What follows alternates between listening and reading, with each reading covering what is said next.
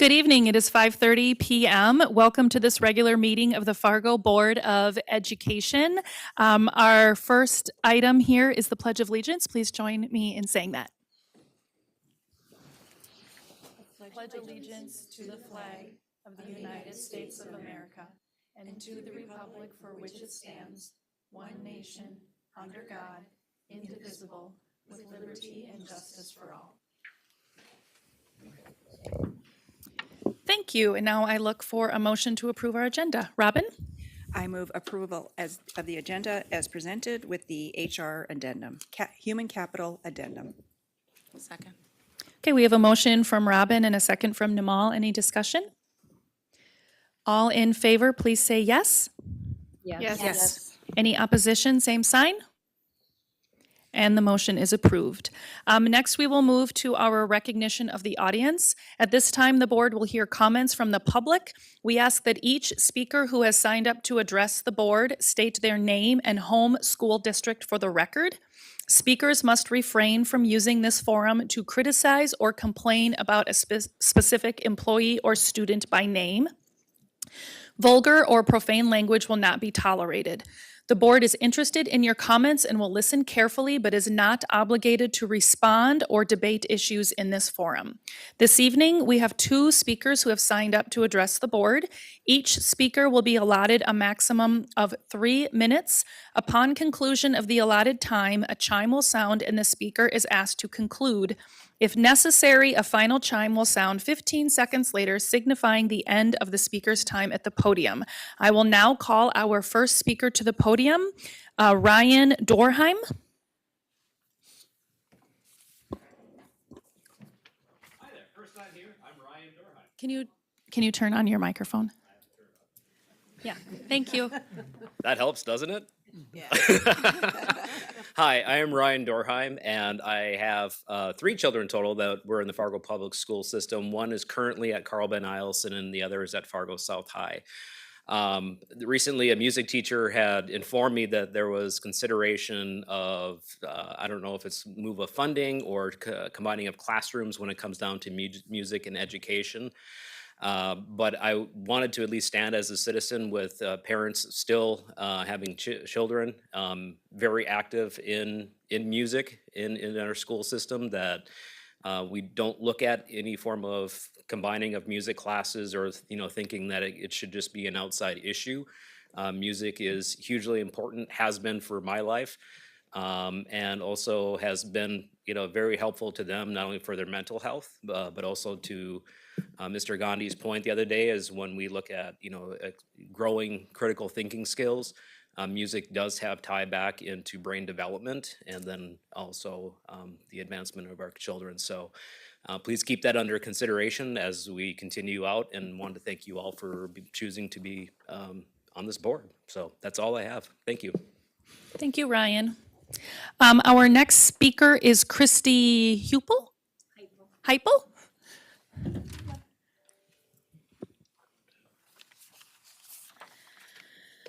So I'm Christy Heipel, and this is my son Jacob, and he is at Fargo South, a junior, and he's in Jazz 1, Jazz 3, Chamber Orchestra, and Orchestra. I have a daughter also who's an 8th grader, Carl Ben Eielson, and she's in choir, honor choir, chamber orchestra, and orchestra. So obviously music is very important in our family. My husband went through Fargo South and was also in the orchestra and the chamber orchestra. So it's super important to us. And I was asked by a staff member to come and talk about the possibility of sectionals being taken away. And it's so important to any music program, any school program. I'm also a special education teacher, and I know what small group does for kids.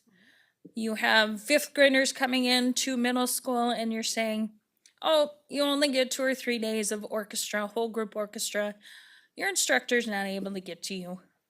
My son was very shy when he went into middle school, and I believe music has really brought out his public side, he actually just auditioned for the NDSU Jazz Festival, and he is the only bass in the area on that honor orchestra or honor jazz ensemble. So I'm pretty proud about that, and I know that that all stems from his teacher, his orchestra director, able to meet his needs in sectionals.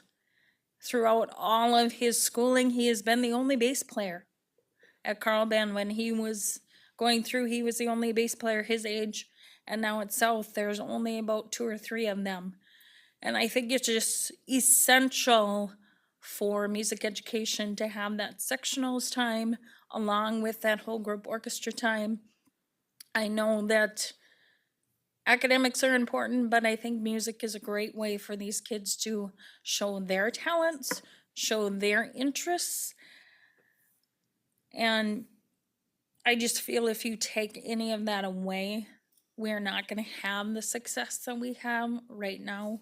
I don't believe my son would be going into these honor ensembles without that extra sectional time that he had as a 6th, 7th, and 8th grader.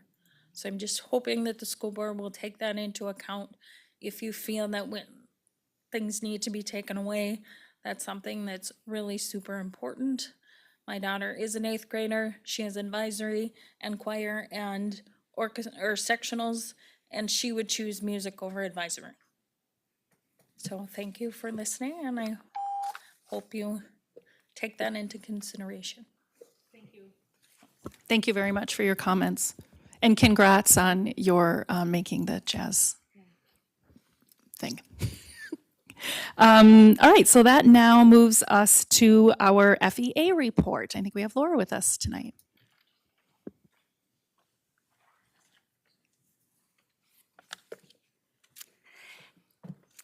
Educate and empower all students to succeed. I feel about as bad as I sound.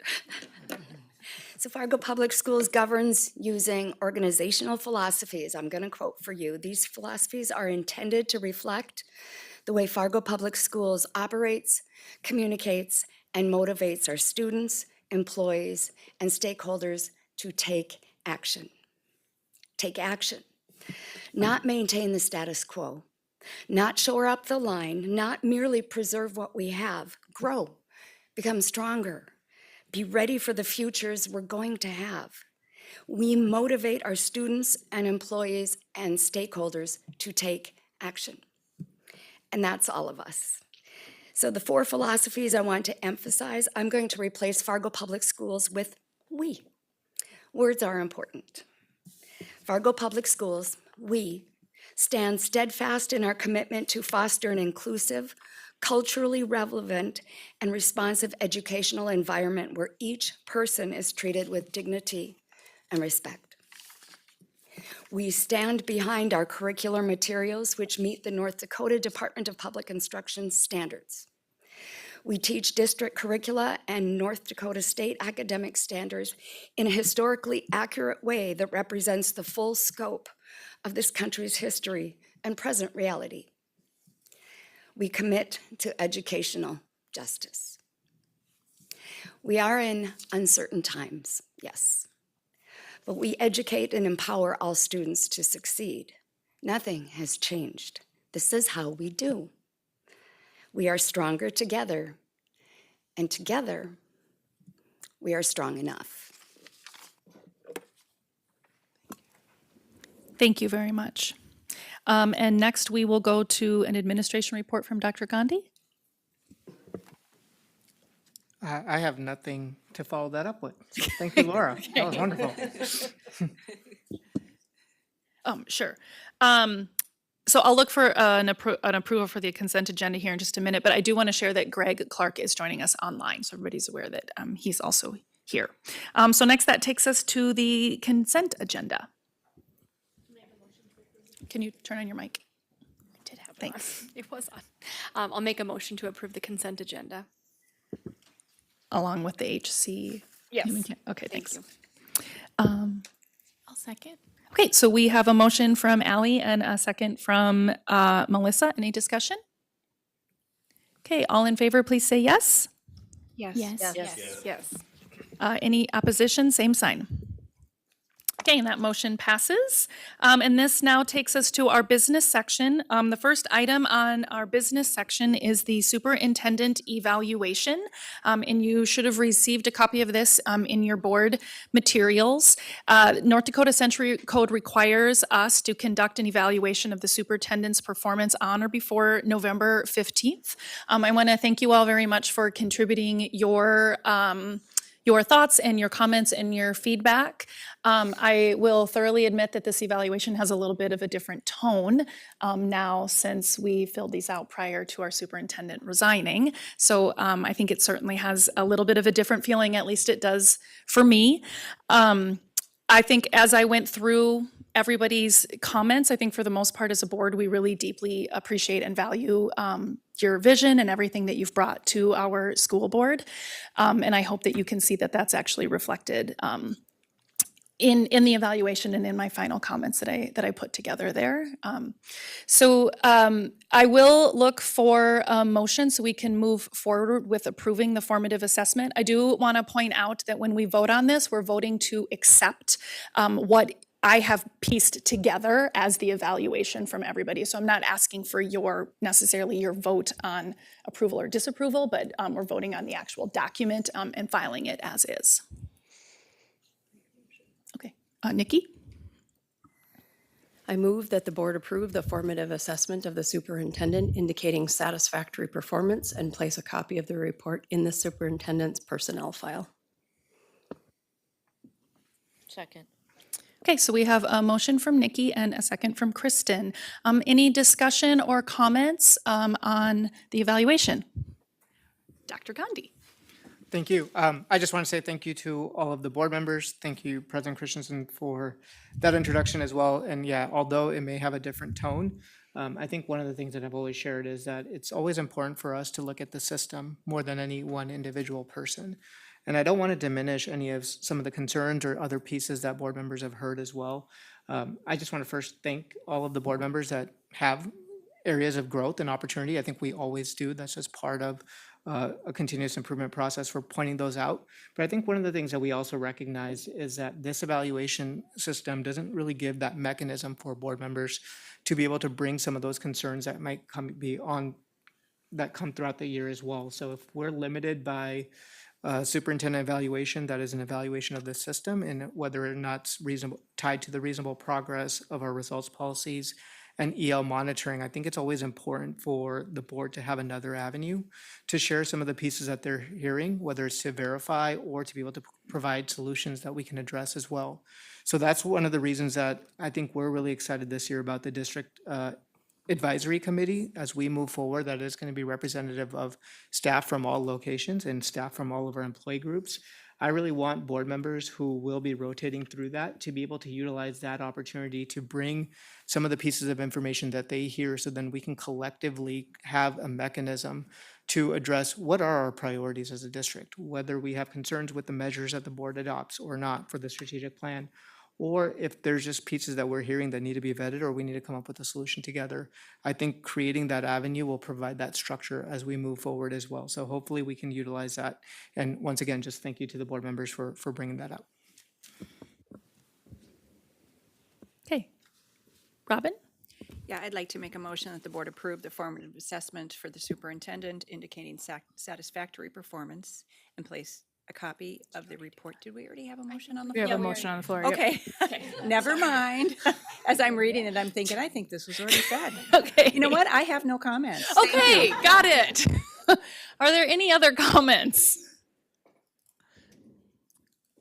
Any other comments? Okay, well, again, I just want to reiterate that we are incredibly proud of the diverse opportunities that you have brought to this district, and we look forward to working with you for the next 8 months. Okay. All right, so Anne Marie, I think we're ready to do the roll call. Jason Nelson, Yes. Kristen Nelson, Yes. Robin Nelson, Yes. Olenberger, Yes. Berklin, Yes. Clark. Yes. Day, Yes. Gullickson, Yes. Christensen Meineer. Yes, motion passes 9-0. Okay, and next up on our agenda is the Governmental Affairs Committee position document, and this comes to us from our Governmental Affairs Committee, which is led by Robin Nelson. Okay, thank you.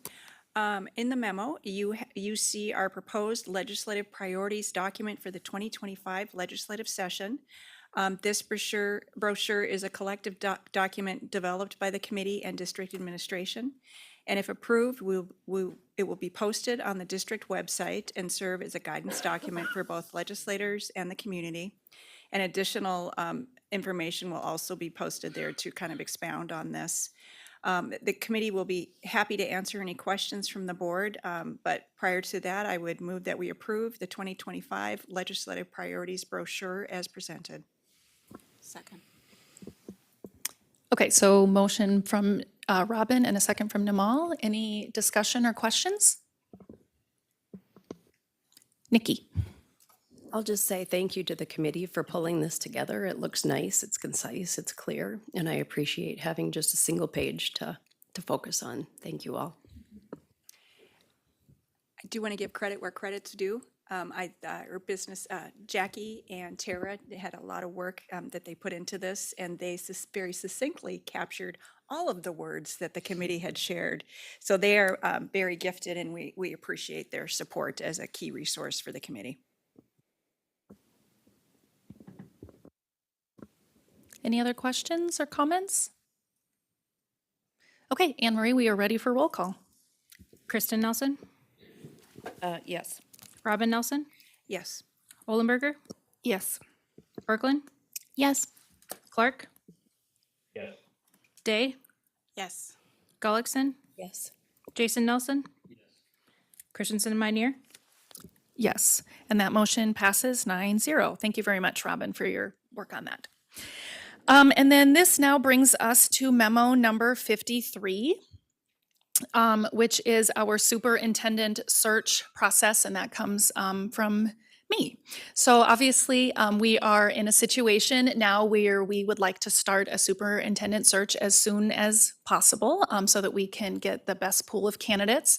I do want to point out that as a board, this will likely be one of the most impactful and long-term decisions that we will make as a group. I mean, hopefully it has a very long-term effect and that we find somebody who wants to stay here in this position for a long time. Over the past week or so, I've been meeting a lot with Anne Marie to make sure that we have a really strong process in place. And I think we are incredibly fortunate that she's such a good note taker and that she's been through this process a few times. So we'll definitely lean into her expertise and guidance as we go through this. So if you take a look at Memo 53, we do actually have two separate motions that we're going to be making this evening. First of all, I would like to appoint an ad hoc committee. The purpose of the ad hoc committee is to do some of that behind the scenes work. I want to be very clear that every single member of this board will be involved in the process. The ad hoc committee actually has no authority to do anything. So they will be doing some of the homework behind the scenes, working on the job description, working on maybe qualities that we want in a candidate, kind of looking at the salary range, coming up with an itinerary and agenda. But everything that the ad hoc committee will come here to the board, where the entire board will review it. You can give feedback, you can make adjustments, and as long as everything is approved by the board, we will then move forward. So with that, I am going to look for a motion for that first recommendation in our memo. Nikki? I move the board appoint an ad hoc committee of Melissa Berglund, Katie Christensen Meinier, Robin Nelson, Anne Marie Campbell, and Jeff McKenna, with Anne Marie Campbell serving as chair for the superintendent search process. I'll second it. Thank you. So we have a motion from Nikki and a second from Jason. Is there any discussion? Any questions?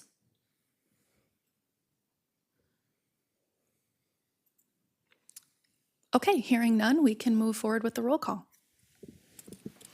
Robin Nelson, Yes. Olenberger, Yes. Berglund, Yes. Clark, Yes. Day, Yes. Gullickson, Yes.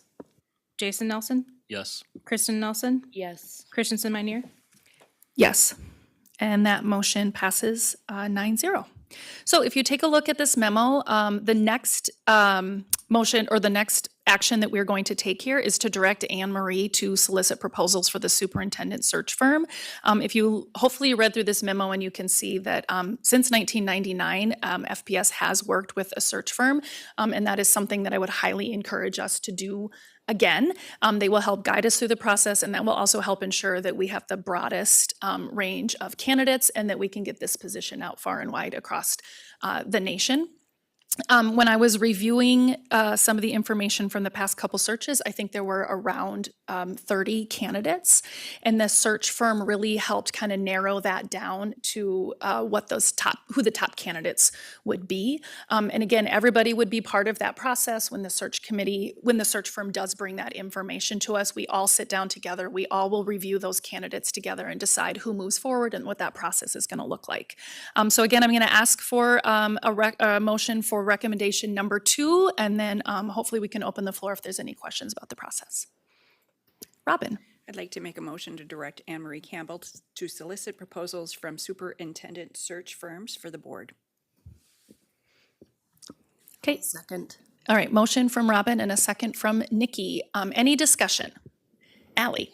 A couple quick questions. So number one, we have, just referencing back to the GAC document, we talk about growing our own programs.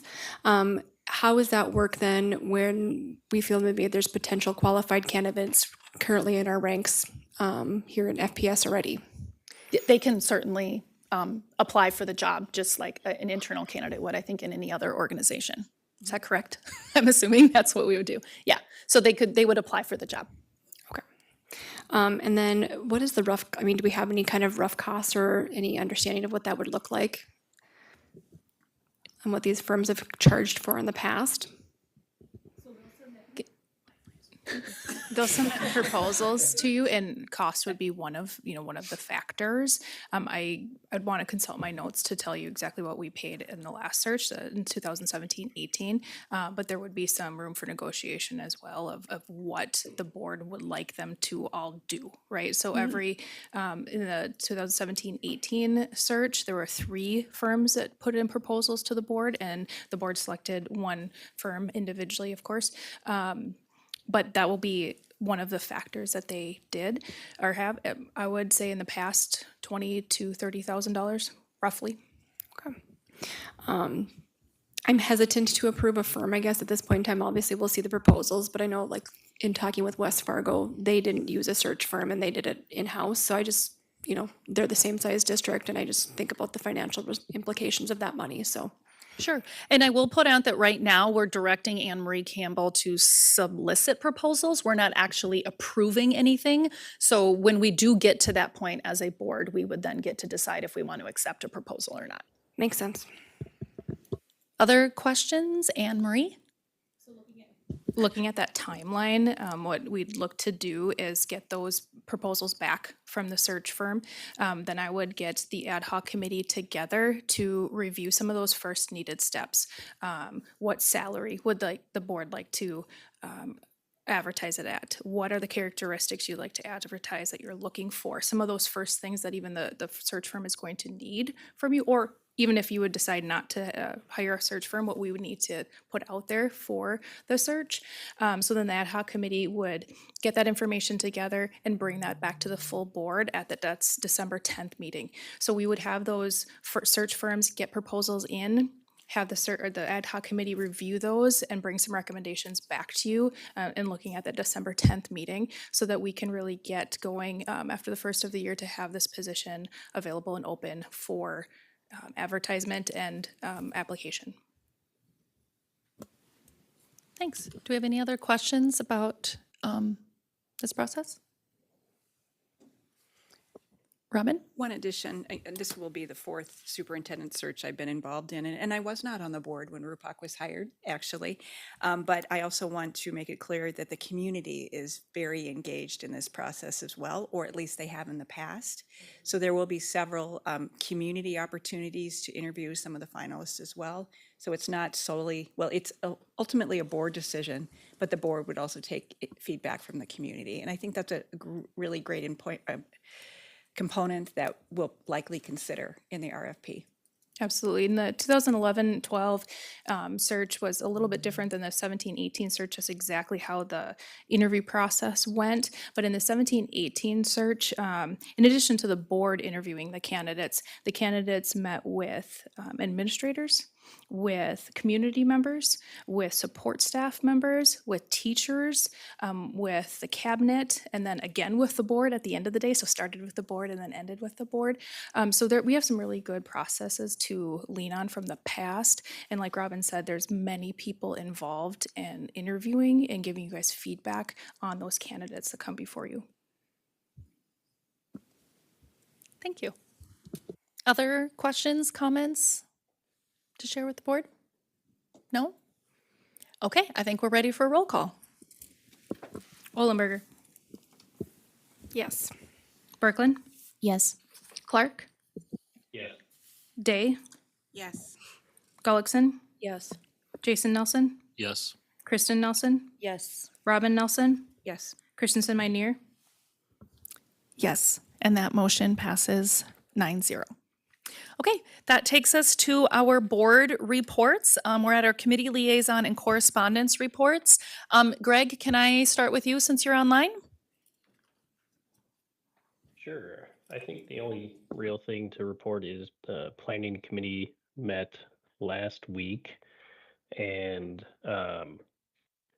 we had a pretty full agenda with several guests, most notably from the city, who is working on the Renaissance Zone plan update.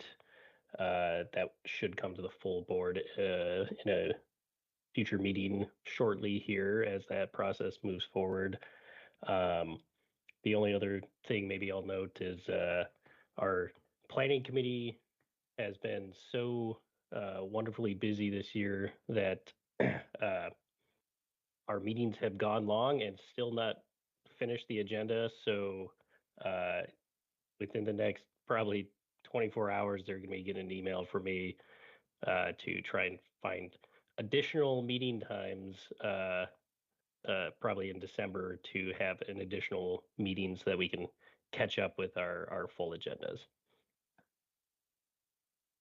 Okay, thank you, Greg. Let's go to Kristen. Yeah, I had the pleasure of attending the superintendent student advisory group. It was interesting to hear what is important to them and what is on their minds and what they want to focus on this year. In correlation with that, I'm the liaison for Fargo Youth Impact, that group. And there are students that are part of that group that do want to know how to become more engaged in our district. So, and I think the note from Dr. Gandhi was stuck to their principal, so I will take that back to them. And then I also attended the virtual FPS town hall when James presented about the facility plan. Okay, thank you. Melissa? Yeah, so I have been busy with liaison visits to my schools, and Laura Christensen and I did all three of these together, which I think was really neat and was a really great way to kind of tour the schools.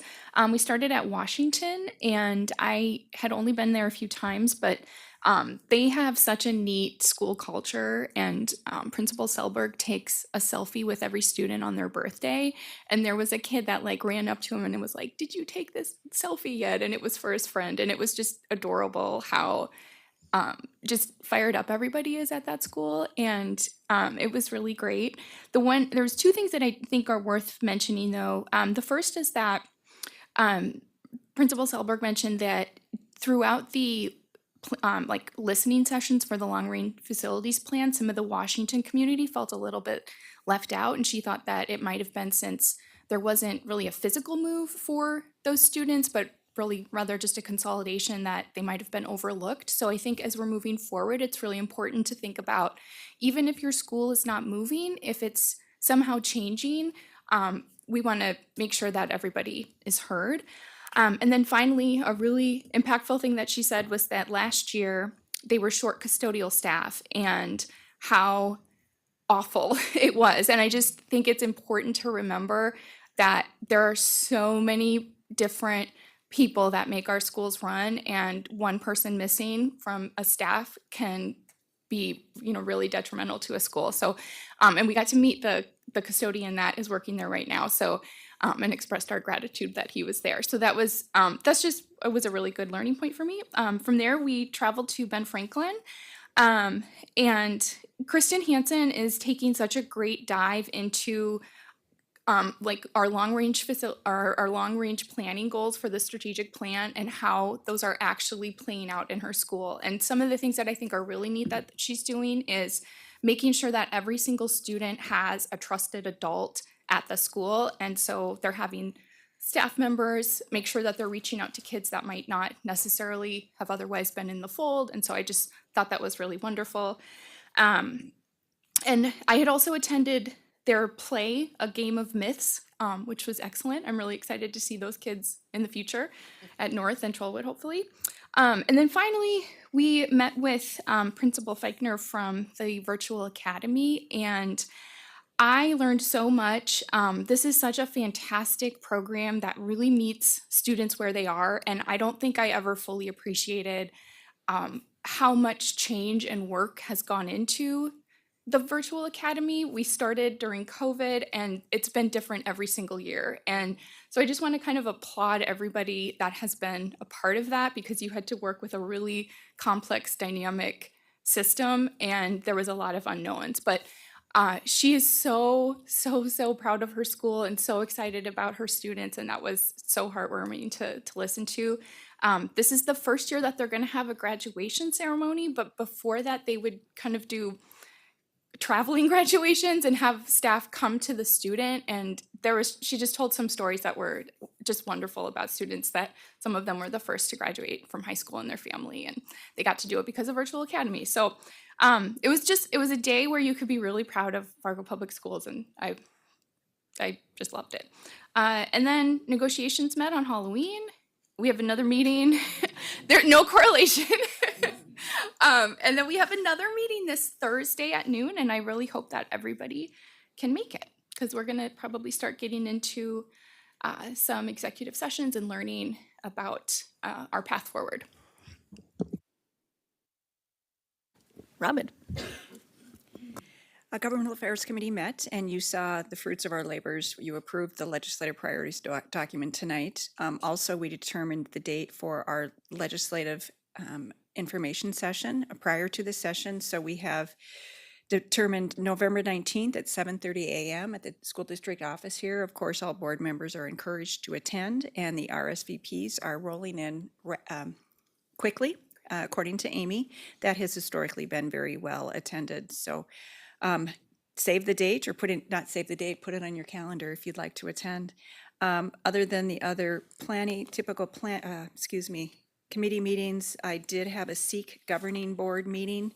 Just a couple highlights that affect our school district. They are looking at a special education department to contract out administrative and business services. They have the bandwidth within their own staff to handle some of that. So their internal org chart will likely be rebalanced. And then they were asking the board about if they should have a transportation component with bus driver training. I don't know if all of you are aware of some of the recent federal changes for bus licenses and what have you, CDLs. And so they were considering that, and that got a very lukewarm reception by our board. So take that for what it's worth. But those were just a couple of the highlights from the governing board meeting. Thank you, Robin. Nikki. Thank you. It has been a while since we met, so we were all at the NDSBA conference. October 30th, President Meinier and I represented the board with a local realtors organization. So that was fun and interesting, took questions from them. October 31st, negotiations. November 7th, my liaison, Native American Commission. I'm really enjoying participating in their meetings and learning a lot about the connections within the community.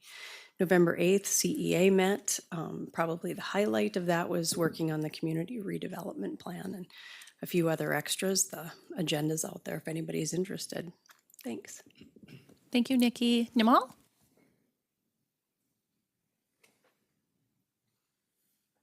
Is it working? Oh, there you go. You got it. It's been playing, playing with me the whole entire time. Thank you. So I attended that city, park, and school board meetings at the park districts with my son.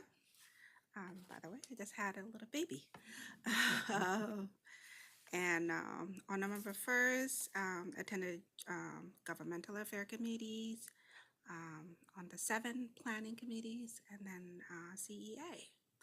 Other than that, I have not went to my liaison school yet, and one of the reasons is because of personal issues, but because of I just had a son, so I'm enjoying him for now. So then we'll go out there and check it out. What's going on? I think it would be fun to bring him along too. Thank you. Thanks, Nimal. And congratulations on the birth of your son. And we completely understand that you haven't been able to be at events as much recently. Thank you. I appreciate you all for understanding. So. Jason? Unfortunately, I have not been able to attend my committee meetings last week or some other meetings I had set up with teachers. And Laura, I was sick most of the last week, so I have nothing to report. Well, we also understand why you've been absent too. Allie? First of all, I wanted to take the time to thank the Fargo Park District for including all of us at this at the sports complex. Not only was it phenomenal to see that new facility, but just really looking forward to the partnerships and future partnerships with the Park District as we roll out our long-term plan and they're starting their planning processes. So there's that. I had the opportunity last week to attend the Veterans Day program at Longfellow, and I just wanted to give a quick shout out to Jane Jones. She's the music teacher there. She was actually my music teacher when I was at Longfellow, and now my kids have her as a second generation, and she's done this Veterans Day program to honor our veterans, and really just wanted to thank her for that. It's such a great program, and she's kept that tradition alive at Longfellow for a number of years. So. And then the only thing else I have to report, I guess, is a thank you to Missy. I had a parent issue arise, and I was able to get this parent the necessary resources that they need to overcome that issue. So thank you to Missy for her partnership there. That's all I have to report. Okay, thank you, Allie. For the president's report, I was able to also attend the City Park School Combined meeting and the North Dakota School Board Association conference with all of my colleagues sitting up here. Was it Friday night? FFA held a gala, and I went to that, and I really had not been very familiar with FFA, so that was really quite amazing to get to see what students get to do through that organization. And I've also had quite a few interactions with Anne Marie Campbell over the past couple weeks as we embark on this journey that I'm, as sad as it is, I'm actually really excited to get to go through all of it with each of you up here. So that takes us to number 9. Melissa, do we need an executive session for negotiations this evening? Not tonight. Okay, we can check that off our list. Our next regular meeting date is November 26th. It is now 6:08, and this meeting is adjourned.